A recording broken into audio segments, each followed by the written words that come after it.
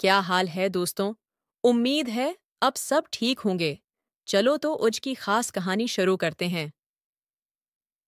मैं हर रोज की तरह आज भी सारे घर का काम निपटाकर वापस अपने क्वार्टर में आया था। ये मेरा अरोज का मामूल था।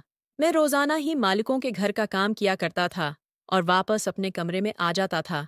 घर का काम उतना ज्यादा होता कि मैं थक जाता और आराम करने की ठान लेता। लेकिन कभी कभी ऐसा हो जाता कि मुझे आधी रात तक सोने का वक्त हो जाता न मिलता, क्योंकि ये बड़े लोग थे और उनके काम भी बहुत ज्यादा होते थे। उनके घर में आए रोज कई पार्टियां हुआ करती थीं और कई लोग आया जाया करते थे।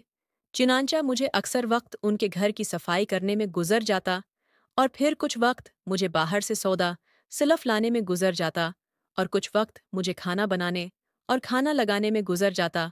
जब खाना खा लिया जाता तो बर्तन धोने होते काम के मामले में साहब जी बहुत सख्त थे और वो किसी कसम की भी रियायत न बरते थे।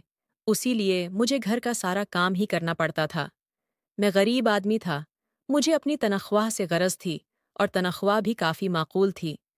इसीलिए जब भी तनख्वाह आती तो सारे महीने की थिकन मेरी उनको देखकर ही उतर जाती थी। मगर मेरी यहाँ पर काम करने की एक मजबूरी थी और इसी मजबूरी के तहत मैं यहाँ पर काम कर रहा था।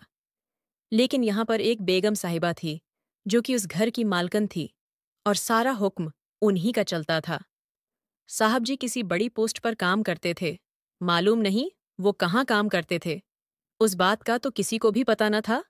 लेकिन साहब जी किसी ऐसी जगह पर होते थे कि वो एक एक हफ्ता भर यहाँ पर नहीं आ सकते थे। उसी वजह से साहब अक्सर 2 हफ्ते बाद यहाँ पर आते थे और मुझ पर तो जैसे कि बजली गिर जाती थी। मैं बरक रफ्तारी से सारे काम किया करता था, क्योंकि साहब को किसी भी कस्म की कोई भी खराबी या ऊंच नीच पसंद न थी। इसी वजह से मैं चाहता था कि सर को किसी कस्म की प्रॉब्लम न हो और वो खुश होकर जाएं। अक्सर जब वो मेरे काम से खुश हो जाया करते थे तो वो मुझे टुप भी दे दिया करते थे, और उनके टुप हजारों नहीं बल्कि लाखों में हुआ करती थी।